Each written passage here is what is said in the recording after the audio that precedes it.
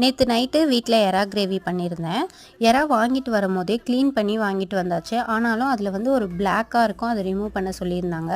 அதையும் ரிமூவ் பண்ணிட்டேன். அது ரிமூவ் பண்ணுறதுக்கே ரொம்ப நேரம் ஆயிடுச்சு. இதுதான் வந்து நான் ஃபஸ்ட் டைம் எறா கிரேவி செய்கிறதுமே சாப்பிட்றதுமே இதுதான் ஃபஸ்ட் டைமு. வானலை வச்சு நல்லா காஞ்சதுமே எண்ணெய் ஊற்றிட்டு சோம்பு போட்டுக்கிட்டேன். சோம்பு பொரிஞ்சதும் வந்து வெங்காயம் போட்டு நல்லா வணக்கினதும் இஞ்சி பூண்டு பேஸ்ட்டாக போடாமல் இஞ்சி பூண்டை வந்து தட்டி போட்டுக்கிட்டேன்.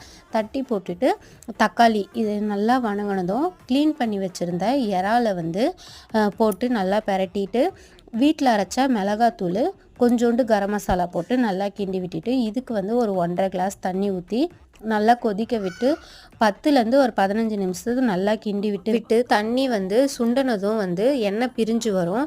இது பிரிஞ்சு வர டைமில் நல்லா சுண்டி வந்ததும் ஆஃப் பண்ணிவிட்டு சாப்பிட்டா நல்லா டேஸ்ட்டாக இருக்கும். நெக்ஸ்ட் வீடியோவில் பார்க்கலாம். பாய்.